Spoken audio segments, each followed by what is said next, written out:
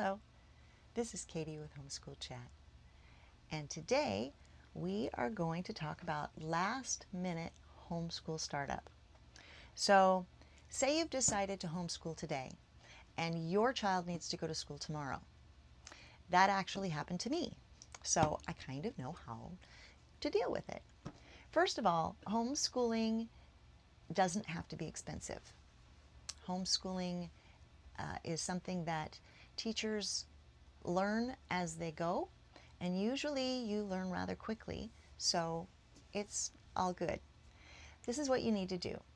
If you've decided to homeschool your child, and you've either decided before the school year starts, or you've decided at some point during the school year and your child needs to go to school the next day, the first thing you need to do in Washington State is go to the school district office and fill out an intent to homeschool, and then that makes you legal to you're legally ready to start homeschooling. Now, for the other states, I'm unfamiliar with those, so you'll have to research what the requirements are for other states to actually start homeschooling. Then what you do is you go to your nearest bookstore. Now, you can start off with something like Barnes & Noble or whatever your local bookstore is. Usually they have most wonderful books there, and there's usually a homeschool section, and you would go through that. If you decide to start homeschool this way, you will probably find it to be less expensive than trying to research and find the best curriculum to purchase. And this way, you can actually bring your child with you and start looking through. A lot of times they'll have workbooks. So you look through the different workbooks for the different subjects, or sometimes they'll have a workbook for the entire year. What is it called? It's called Comprehensive Curriculum. There's a book over there. Anyway, Comprehensive Curriculum, and it is everything that your child needs to learn for that entire grade.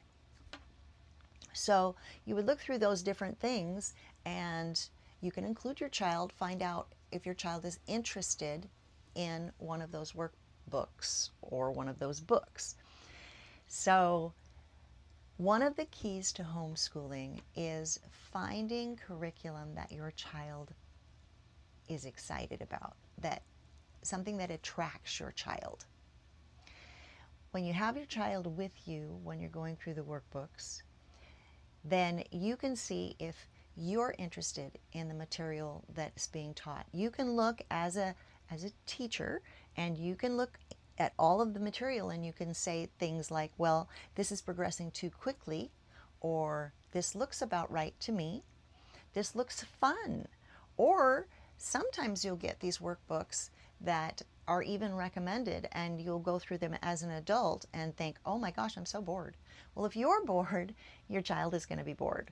So that's probably not a good idea, because then it will take all the discipline that your child has to complete the curriculum.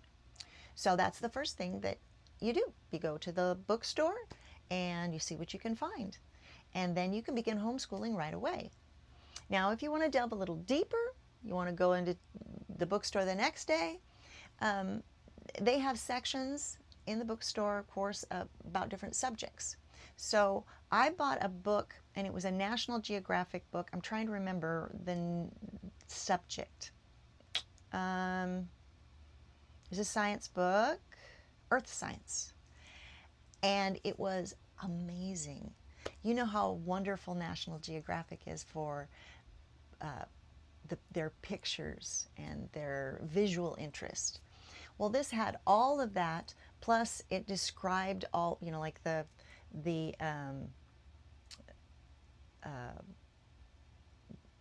water, I can't think of it now, but it's like the water circle, the water cycle, I think is what it's called. So they described all of that in great detail. And in looking at it, I thought, wow, this is really cool. I want at the time I had two children, that I had my child and another child that I was homeschooling. This is perfect for them. So I used that as my textbook. The other thing that you need to not be afraid of is you need to not be afraid of secondhand stores, because a lot of times you can find a history book. History doesn't change. If it happened in history, in 500 years, it still happened in history at that particular time. So you can purchase things that are historical. You can sometimes find just the coolest things at the thrift store, because other children have grown out of these types of books. You don't have to look at books. You can look at different software. But with books, you can see where it begins and where it ends and everything in the middle. So one of the things that I love to do with homeschooling is I love to put something into a project, because I can find a textbook, if you will, that I know will attract my child. And it's not, usually isn't a textbook that I find. It's usually a book about something. For instance, a book about science. And I think it's fantastic. And then I think of, how can I make this into a project? How can I make this child love to go through this book and learn at the same time? So you can use your imagination. You can have them write a report on every certain section. You can do an oral report. You can do a written report. It doesn't have to be too complicated, and it can be very easy for you to grade, and also very easy for you to put together. It doesn't have to be super labor intensive.